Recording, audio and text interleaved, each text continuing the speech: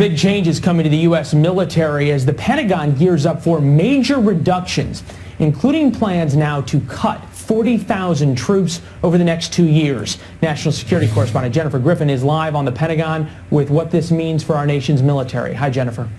Hi, Leland. The U.S. Army plans to outline tomorrow which bases will be affected by the new cuts.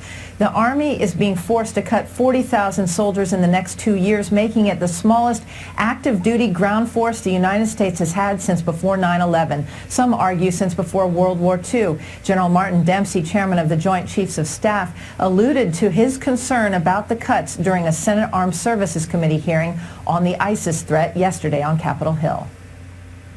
Some of the choices that the service chiefs are going to have to make as we continue to go down in terms of resources. You know, the Army is tasked with going from 490,000 active where they are today to 450 in the next 2 years, and they got to come from someplace.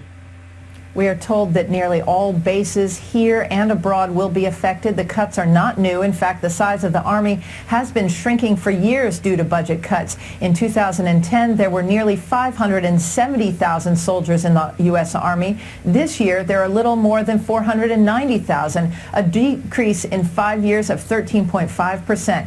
And it's not just the Army. In fact, Fox News has learned that the Navy, which typically has had 2 aircraft carrier groups operating in the volatile Persian Gulf region since 9/11. For the first time in years, the Navy this fall anticipates having to leave the Gulf without an aircraft carrier for up to 2 months when the USS Theodore Roosevelt is slated to return home, all due to budget cuts. All of the cuts to the force structure is leading to a lot of anxiety, Leland, on bases across the country where troops remain engaged in a war that seems to be expanding overseas. Leland? Understandable, the anxiety there, also the anxiety about what happens to the economy, what happens to those who lose their jobs, those kinds of things. Jennifer Griffin at the Pentagon, thank you. The Army plans to outline tomorrow which bases will be affected by the new cuts.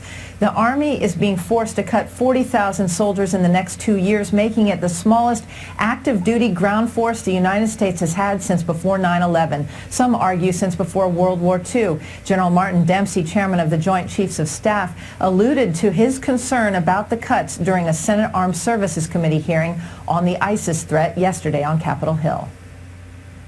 Some of the choices that the service chiefs are going to have to make as we continue to go down in terms of resources. You know, the Army is tasked with going from 490,000 active where they are today to 450 in the next 2 years, and they got to come from someplace.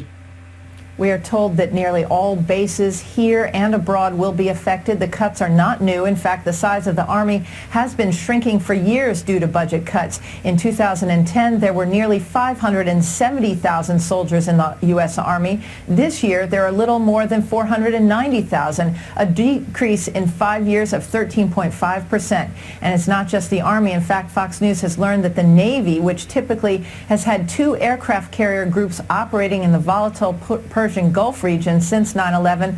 For the first time in years, the Navy this fall anticipates having to leave the Gulf without an aircraft carrier for up to 2 months when the USS Theodore Roosevelt is slated to return home.